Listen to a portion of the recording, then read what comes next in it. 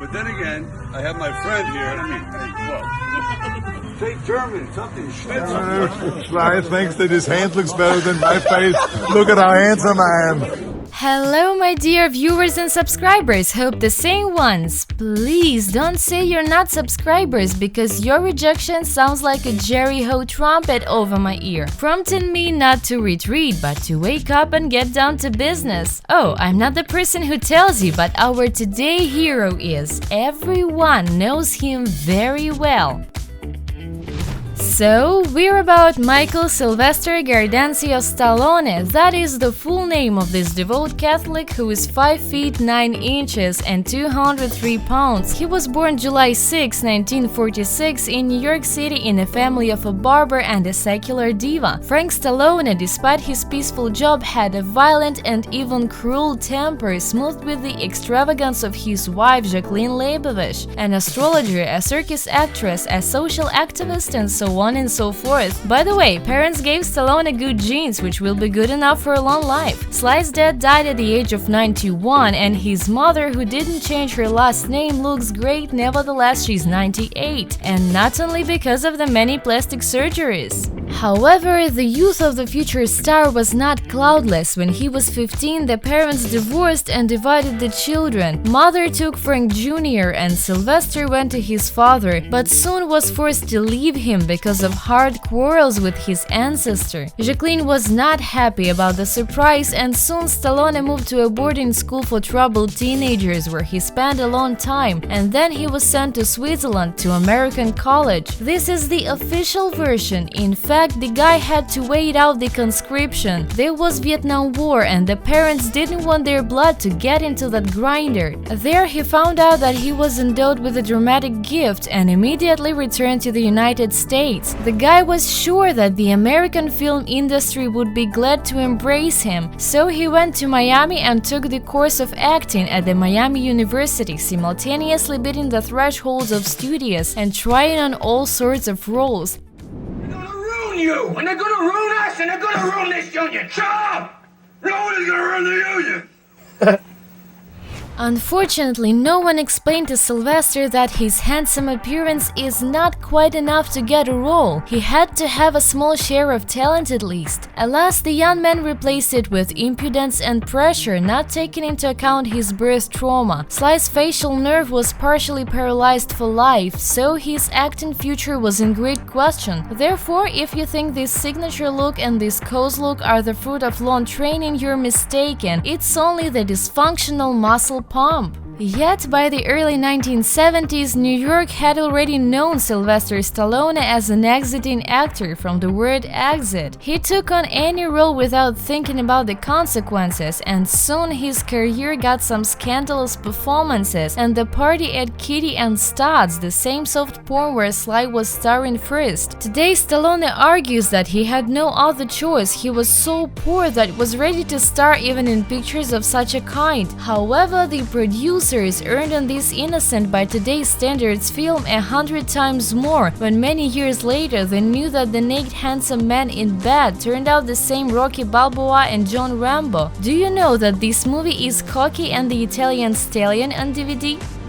In general, the career of Stallone was so-so, and he would remain as a stunts actor, but his healthy ambitions and attempts to move forward in all areas moved him right way. Sylvester first thought to turn into a script the life story of Chuck Wepner, a mediocre boxer who was not afraid to stand up against the Muhammad Ali, and even losing him in points, lasted for all 15 rounds and struck the great champion with his resistance. Stallone came with his imperishable creation to the United Artists, and they offered the newly appeared screenwriter $200,000 with the only condition his name would not appear anywhere. However, Sly had his own vision of the future. He offered to cut his author's fee tenfold, giving him an opportunity to star. After a brief argument, bosses gave up and allocated $1 million.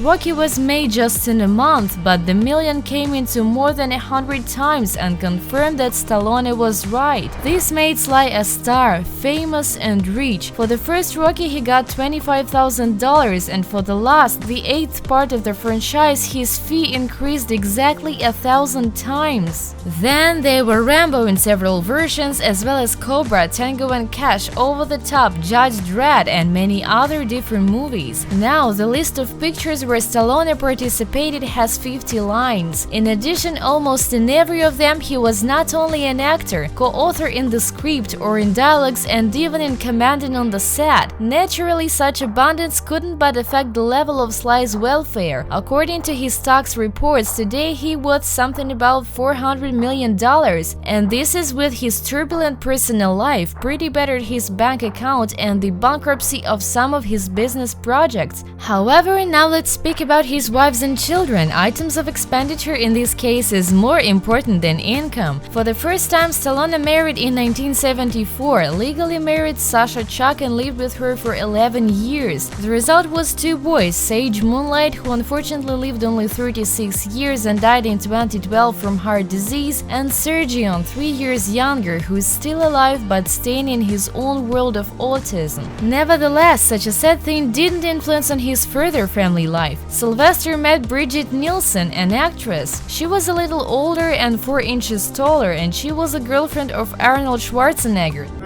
Sly thinks that his hand looks better than my face. Look at how handsome I am. Look at Dolph. Look at this beauty here. There he is. There he is. Look at this. Look at this. Stallone's friends since their early youth. Okay, none of this could hold back their rising star, and in the same 1985, Sly married a Nordic beauty. After 2 years of possessing this immaculate body, Stallone knew satiety and disappointment. Bridget was a bad actress but a great in adultery. In 1987, Stallone and Nielsen divorced, and for the first time Sly felt how it is to pay compensation in Hollywood. Then, almost 10 years, Sylvester lived alone, at least officially, and only in the mid-1990s he met Jennifer Flavin, a beautiful showgirl who will forever remain a singer of one episode because of this meeting. However, she hardly regrets her choice, as after Jennifer gave birth to Stallone's daughter, he married her. However, at first they both had a hard time. It turned out that Sophia Rose had some heart problem. The surgery operation on her small body shocked Sly very much, so he offered Jennifer his hand and heart as soon as it became clear that the baby's life is out of danger no more. It happened in 1997, 2 years later Sistine Rose, and in 2002 came Scarlett Rose's turn. Rose theme in Stallone's family has a sacred shade. It is no coincidence that one of the most famous family photos depicting father and the daughters is signed 3 flowers and weed. Such a cute banter really comes from the soul. Sly loves his family very much and tries for his girls have everything they want, and not forgetting about his other wives and children. For the sake of this, a 73-year-old man goes to the sets and strains his muscles again and again, and frankly speaking, he still does well. Otherwise, Stallone wouldn't have all that he has or has had. Yes, he sold his castle in Florida 20 years ago for $27.5 million, but immediately bought a mansion in Beverly Hills, which is still worth $10 million at least. 5 bedrooms, 7 bathrooms, and a tennis court in the yard. Besides, Sly has a house in 500 square meters in La Quinta, an elite suburb of Los Angeles. Such a mansion cost $4.6 million, as well as another residence in Thousand Oaks, which is $500,000 more. Moreover, that's not counting the $13 million house he gifted to his mom. Stallone is not greedy at all. For example, during the period of his being bachelor, he rolled up to the model Angie Everhart, and one of his gifts to her was Lagerfeld dress for $300,000. Another model, Andrea Weiser, received an apartment in Milan and a platinum credit card for $2 million, and Stallone the gentleman gave her exquisite clothes of unprecedented value for each date, like Cartier panties worth $50,000. However, his second wife was the luckiest. When parting, Nielsen received her own sculptural portrait made of bronze, as well as $16 million, given the fact that the marriage contract paid her only $100,000 a month, plus $1,000 for each night of love, and only a pregnancy could bring Bridget $5 million. The divorce paid off. However, Stallone didn't present his women with cars except the same Wiser, which got luxurious Mercedes 500. Although he likes cars, and some attentive people in different times saw in his garage Bentley Continental GTC, which is about $250,000, Ferrari 612 Scaglietti, one more $250,000, Ferrari 599 GTB Fiorano cost already €300,000, Chevrolet Hendrix Camaro SS, which costs at least $40,000, but Stallone has it in luxury configuration, so the price can only be guessed. Mercedes SL 65 AMG Black Series, at least $250,000, Mercedes CLK 55, which costs not less than $60,000, Mercedes G-Wagon worth $100,000, Ford Mustang GT, the price of which starts from $40,000, exclusive Mercury 1950 starring in Cobra, which can cost now up to $150,000, and Bugatti Veyron, which worth more than $1 million in US currency. Another Stallone's favorite way to invest are paintings. He both draws himself, selling his works to connoisseurs for a tidy sum. They say the price of Sly's masterpieces starts with $40,000 and turns his house into a gallery. In total, there are more than 250 paintings in his collection, estimated at $26 million.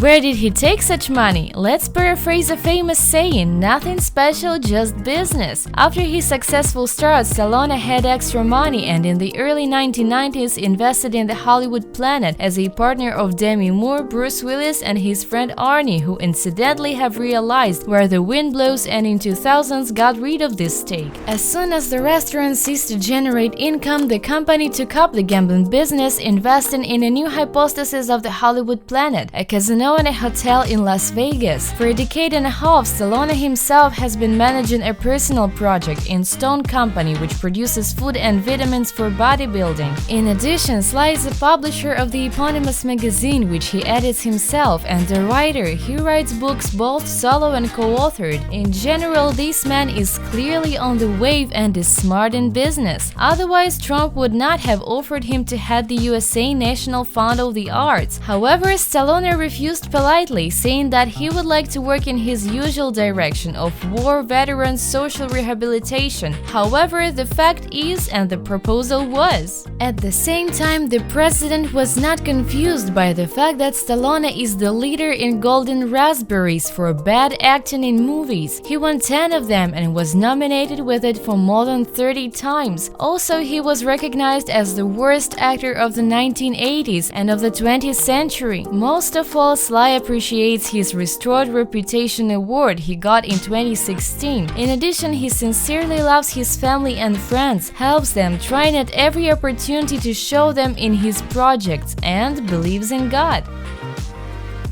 Stallone says the real world pushed him into the abyss of temptations and he lost his way and made the wrong choice many times. So do not repeat Sly's mistakes and make the right choice. Put likes and subscribe to our channel, which tells all the truth about the celebrities. Well, that's all for today, so you can stock up on popcorn and wait for the release of Rambo: The Last Blood, or maybe another issue of our channel.